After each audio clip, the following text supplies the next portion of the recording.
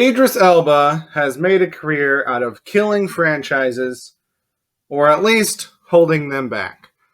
Now, this is a strong statement, and if you're anything like me, you have a couple things that probably come to mind, like Thor, as examples of me being wrong about this. But I had this thought the other day. I was watching a trailer for the new The Suicide Squad movie, which focused very heavily on Idris Elba. And I just kind of thought to myself, are they expecting him to save this franchise? And I thought back to other franchises that have brought him in, and I realized he doesn't save franchises. He kills them, or in some cases, if he's been in there long enough, he holds them back and they get better without him. So we're going to look at some cold, hard numbers today. I'm no Dan Merle, but I've got lots of charts for us to go through so you can make your own opinions, see whether or not you agree with what I have to say. So first up are what I call the non-starters. These are things that either just flopped on their own or wanted to start up their own franchise, but just flopped out of existence. So we've got 6 different categories that we're looking at here. The reported budget of the movie.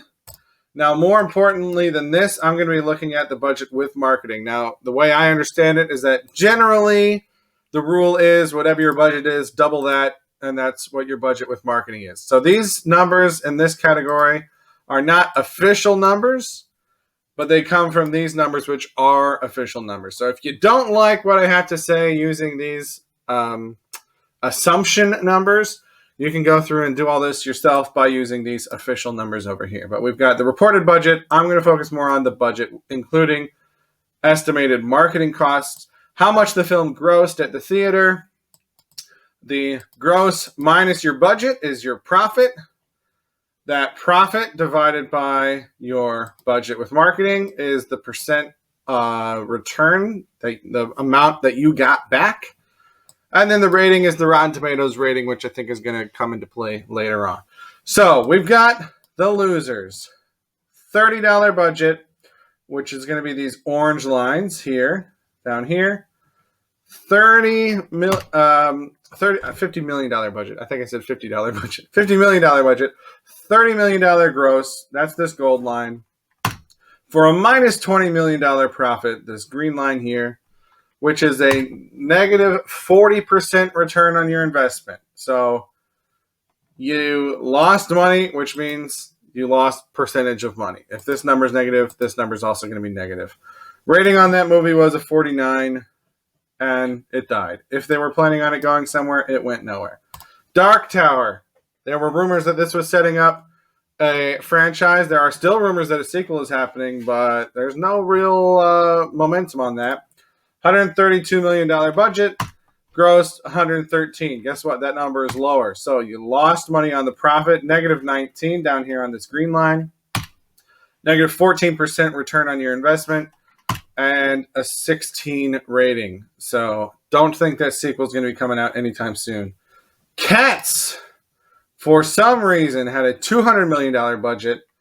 I'm sorry, my arrow is under the wrong chart. There we go. Only grossed 75. So this orange line, you want to be lower than your yellow lines, right? So that's bad. That's bad. That's really bad. The bigger difference there, the bigger this green line is going to be. So negative 125 profit, negative 62% return on your investment, and a rating of only 19. Not good. Pacific Rim, budget of $400 million, gross 411. So technically, your yellow line here is higher than your orange line. But your profit, $11 million, that's not enough. 3% return on your investment. When this is the amount of money you put into a project, and that's how much you get back, that's not a great investment. Good rating, though, 70%. So they made another one. Now, Idris Elba is not in the second one. but I just wanted to show what happened to the second one. So lower budget, $352 million. Much lower gross, $290 million. So a negative $62 million profit, negative 18% return on investment, and a 43% rating. So the one here that he had that made money didn't make enough, was not a good return. They did make their money back, but just barely. They should not have made a sequel, but they did, and they lost all that money that they made. It's gone now, along with a lot more money. So these are Idris Elba's non-starters, films that never really took off, or if they got a sequel, they should not have gotten a sequel. So next, let's look at some movies where he was brought in after the first movie and see the effect that he had on the franchise. Ghost Rider, first film, had a budget of $220 million, grossed $228 million. That yellow line is slightly taller than that orange line. Not very much.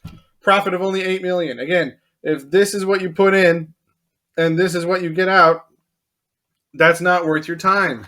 3% return on investment and a low rating of 26. Now, if your numbers are good and your rating is good, if your profits and your returns are good and your ratings are good, yeah, do a sequel. If your profits are good, your rating is bad, people might not like your movie, but they at least went to see it. If your profits are bad and your rating is good, well, maybe people didn't go see it, but they liked it, so more people will probably go to the next one. But when your profits are bad and your rating is bad, why in the world would you make a sequel? I have no idea. So this rating number, it's really more of an indicator of the next film in the franchise.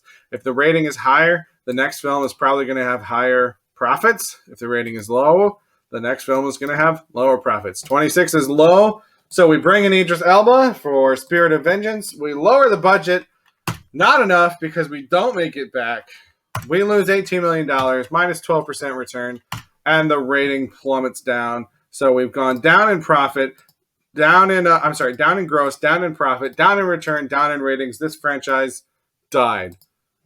Regardless of the rights issues with being at Marvel or Sony or whatever different companies, this franchise was dead. And the best Ghost Rider we've seen was in Agents of S.H.I.E.L.D., and most people didn't even see that. Idris Elba killed this franchise. Moving on to the Star Trek franchise. 2009, reboot, sequel, prequel, whatever you want to call it. $300 million budget, gross $385, which is $85 million in profit. So that yellow line is taller than that orange line. Not by a ton, but $85 million isn't nothing. 28% return on your investment. Now, how high this number should be is going to be dependent on your mindset. Anything higher than 0 means that you didn't lose money. But I would think for a good movie, you probably want to double your money, right? Like doubling your money is good. 28% is not quite that, but it's more money than you had before. And you have a 94 rating, which is really good. So we made profit. We've got a high rating. So, of course, we're going to do a sequel. Raise the budget. Why? Don't know. $380 million. This time we grossed $467 million. Our profit is slightly higher, $87 million. But because our budget was higher, our return is lower, 23%.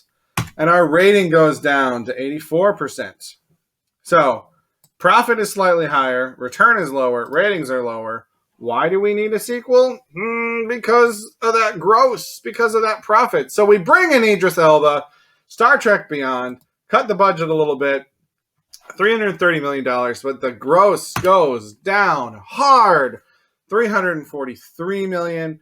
Profit plummets to $13 million. This green line down here. Return on investment is down to 4%. The rating went up a little bit. People liked it, but it just didn't have the numbers. This franchise is dead.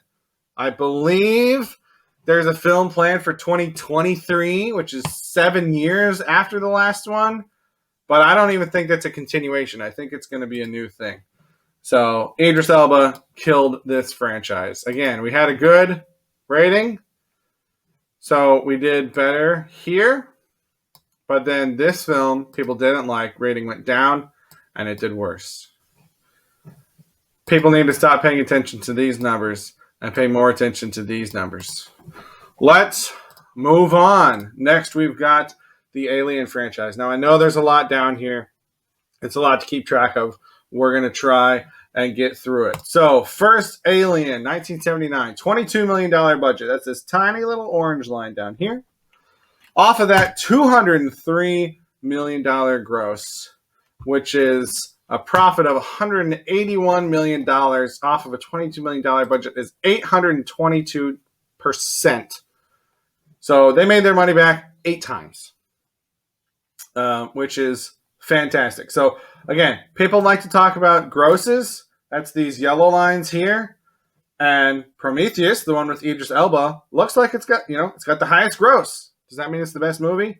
Look at the return on investment between Alien, Aliens, and then all the rest of these. It just drops off. This is the important column right here. I'm looking at rating, 98% on Rotten Tomatoes. So tons of profit, tons of return, high rating. Of course, we're making another one. So we raised the budget a little bit. $36 million for Aliens.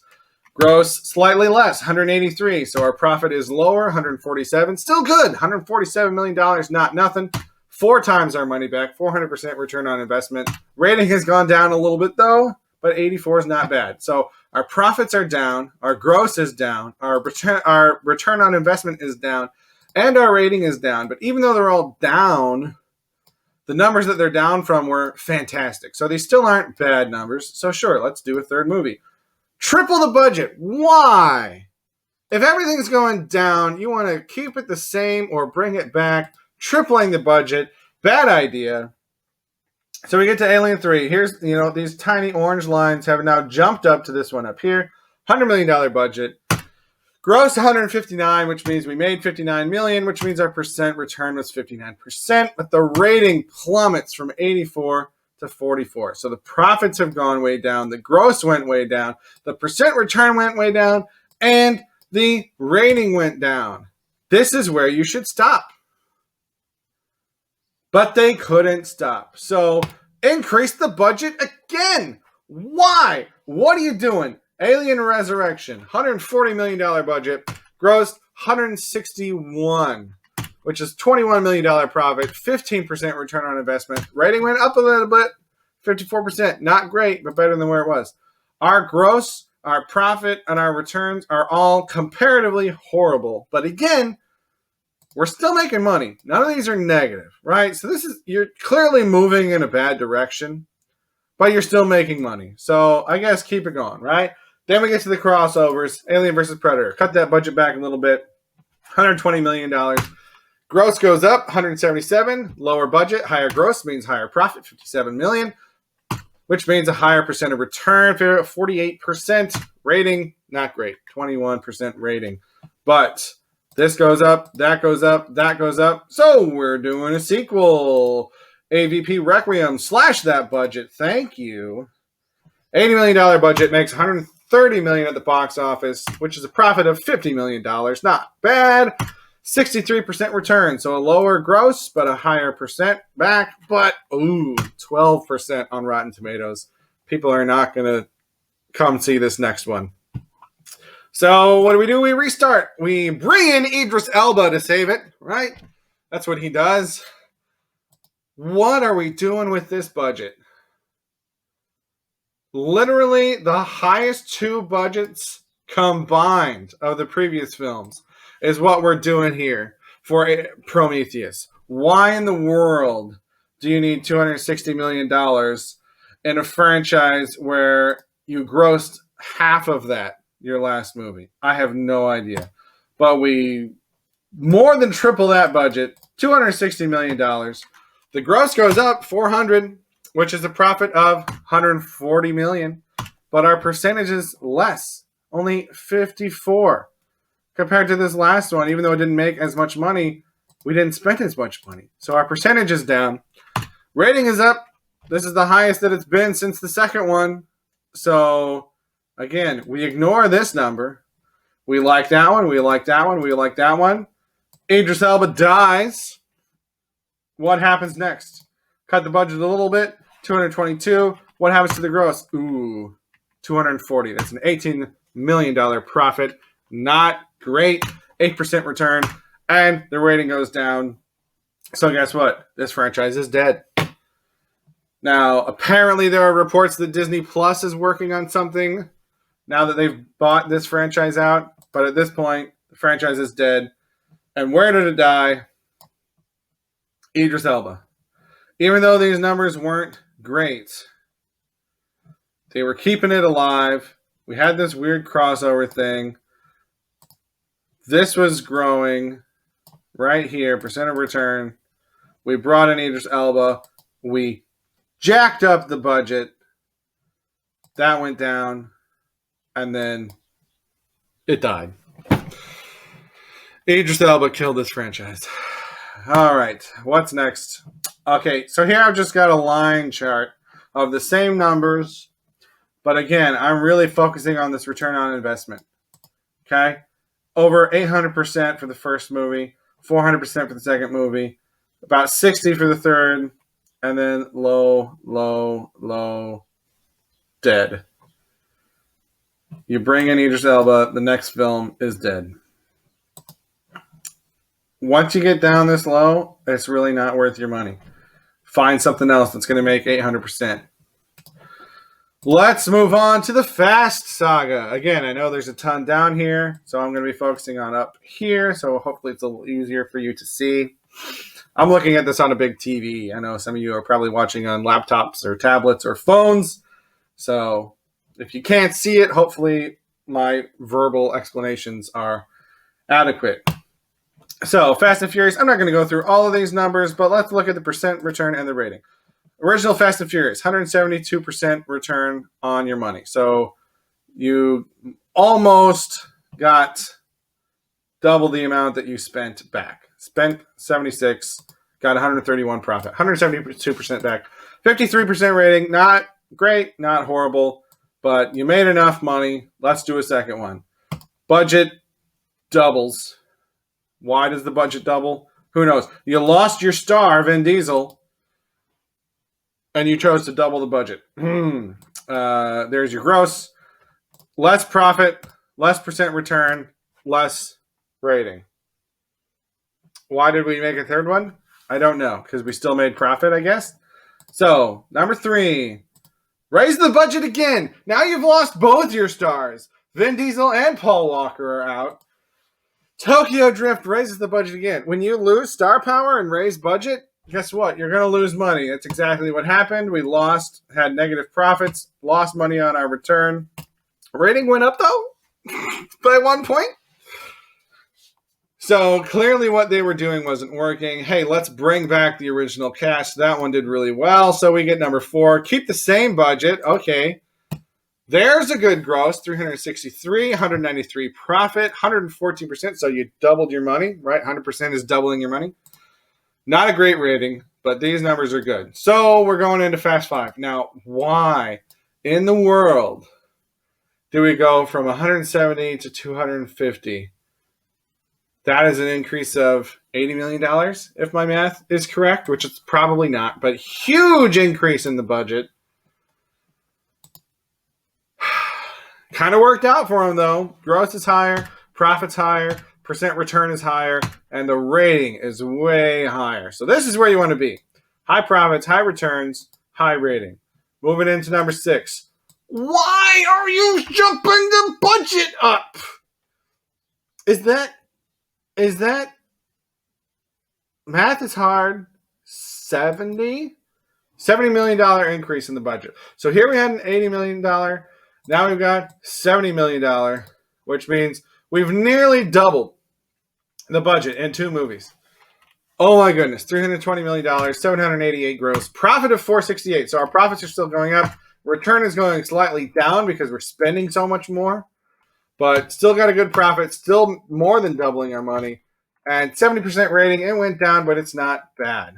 Still in a good spot. Now, Furious 7, this is the asterisk. Okay, if you're looking at this chart, This is the asterisk because of the real world events around Paul Walker dying, right? So budget goes up. I imagine a lot of that had to do with the CGI that they had to do to get his brothers and all the trickery that they had to do to finish the film. So it's not smart to raise the budget, but you got to do what you got to do. $1.5 billion at the box office, over $1 billion profit, 289% return on your investment. And this is the highest rated film in the whole franchise. Okay, we're still in good shape. Now Paul Walker's dead. People have seen his last movie. You want to continue the franchise. You increase the budget again by $120 million. $500 million you're spending on this movie. You make over $1 billion. So I guess it's still working. $700 profit, $700 million profit. I don't know if I said million or billion. 140% return on your investment, but the rating drops over 10%, 67%. So clearly people miss Paul Walker. Our gross is down, our profit's down, our return is way down, our rating is down. So what are we going to do? We're going to bring in Idris Elba. Hobbs and Shaw, bring in Idris Elba to be the villain. Start with a lower budget. Thank you. Finally, the first time we've gone backwards. $400 million. But we only grossed $760. So $360 profit, 90% return, same rating. So gross is down, profit's down. Even though our budget is down, it's not enough. Our percent return is down. Our rating stays the same. And what happened next? Fast 9, same budget. Now it's still in theaters, so this is going to go up a little bit, but it's had its big moment. 544 gross, 144 profit, 36% return, and the rating is plummeting. You brought in Idris Elba, and he killed the franchise. I know they're going to keep checking these out, but this is the point where you're not doubling your money anymore.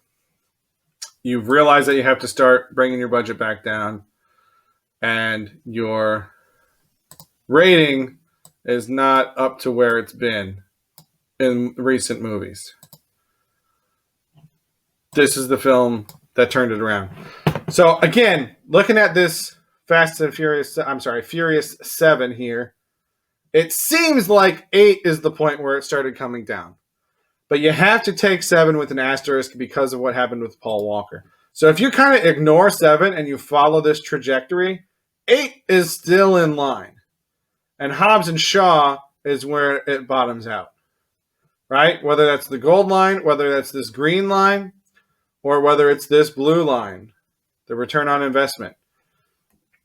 If you just look at this chart, it seems like the turning point is 8. But if you understand what happened around the release of Furious 7, you see that really it was going pretty consistently until Hobbs and Shaw, and now it's just fallen. It's fallen down.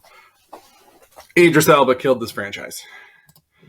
Here we got a line graph version. Again, we've got this big spike with Furious 7, but if we're looking at the grosses, if we ignore that spike, here's 8, here's Hobbs and Shaw. So 8 is continuing that line. Hobbs and Shaw drops it off. Here's your profits. 6, skipping over 7. There's 8. Hobbs and Shaw goes down. Okay? And the return on investment, if you ignore that 7, 8 is slightly lower than 6. 140 versus 146. And then Hobbs and Shaw brings it down, and now it's just crapping out. Right? So, again, it looks like 8 was the downfall, but only because of how affected 7 was. If you ignore the real world factors there, Hobbs and Shaw is when this franchise died. Because Idris Elba killed it. What's next? Now we get to the exception, right? What everyone's been thinking. Oh, but he plays Heimdall. The Thor movies have just gotten better. They have gotten better. You know why? Because they've had less Idris Elba in them. First Thor had the most Idris Elba. $300 million budget, 450 gross, 150 million profit, 50% return, 77 rating. This one right here. Idris Elba is in the dark world a little bit less. Higher budget, higher gross, higher profit, higher return, lower rating. Okay. people have thoughts about Thor: The Dark World. Ragnarok, he's barely in it at all. Budget goes up again. Gross skyrocket. So the budget is going up by 40 and then by 20. The gross is going up by 200 there and 200 there. The profit doubles and then increases almost 200 there. The return is skyrocketing. And then we go from 66 to 94 because we get Thor away from Idris Elba. So this is a case where Idris Elba was holding these films back. As Idris is in the films less, the gross goes up, these yellow lines. The orange lines, the budget stays pretty close. The green lines, the profit, they go up. And the blue lines, the percent return, they go up. Idris Elba was holding this franchise back. The other MCU franchise that he's been in, the Avengers. Which one is he in the most? Age of Ultron. Which one has the lowest amount of profit, the lowest return, and the lowest rating? Age of Ultron. He wasn't in the first one at all. That did great. $1 billion profit, 220% return, 91 rating. Infinity War did pretty well. You're like, well, he was in Infinity War. What's your excuse there? My excuse is they killed him in the first scene. Not at the end of the movie. Not later on at some point. The first thing that happens in Infinity War is that Idris Elba dies. That movie grossed $2 billion. Profited $1.2 billion. 150% return on investment.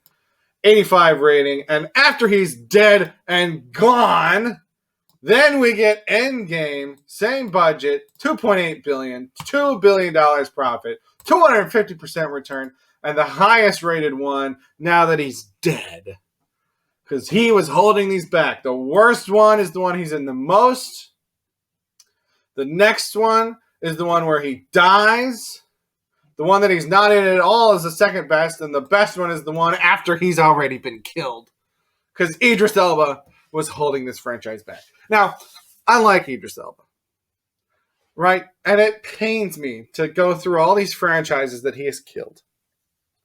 But there is some light at the end of the tunnel. Idris, buddy, if you're listening to this, stop acting in movies. Just use your voice. 3 movies in 2016 with Idris Elba's voice. Zootopia. Grossed $1 billion, $700 million profit, 233% return on investment, 98% rating. Jungle Book, the Disney live-action quote-unquote remake, $354 million budget, 966 gross, profit of 612, 173% return on investment, 94 rating. And he's not in the first Nemo, but Finding Dory, $400 budget, grossed $1 billion, $600 million profit, 150% return on investment, 94% rating. When he voices characters in movies, they do well. $700 million profit, 233%, 98 rating. 612 profit, 173% back, 94 rating. $600 million profit, 150% return, 94% rating. Now, I will point out the best movie on here is the one that he's not in. Not the highest gross, but highest profit, highest percent return, and highest rating. Point is, when he voices characters, the movies do well. When he's playing a character, not so much. So, now we got to talk about Suicide Squad. And I feel like most people think, well, the first Suicide Squad didn't do great, right? So it'll be easy for this one to do better. Well, let me just bring your attention back to Ghost Rider. This did not do well, right? But he did worse. So let's look at the Suicide Squad. Let's look at Suicide Squad, the original. $350 million budget, $746 million gross. That's a profit of $396, 113% return on investment. This, I think, is what people are thinking of, that the rating is bad. So, he's going to do better, right? These are not bad numbers. So at the time of this recording, The Suicide Squad, featuring Idris Elba, is not out yet. But I can almost guarantee, maybe it'll gross more, but I bet the budget's higher. Profit is probably going to be lower, and the return on investment, if the return on investment is not lower than the first one, I will be shocked. But based on the facts that I've got here, this is probably going to go down. This is probably going to go down. And this franchise is going to die because they brought in Idris Elba. So, you can tell me I'm wrong. I've shown you the numbers. Obviously, I didn't do every Idris Elba movie. I did the ones that I'm familiar with. I don't want to talk about something that I've never heard about before. So feel free to make a response video and tell me how wrong I am. But I think there's quite a lot of evidence here that Idris Elba has made a career out of killing franchises, or at least holding them back. Let me know what you think. That's all I've got for today. I hope the Suicide Squad is good. Thank you for watching, and have a good day.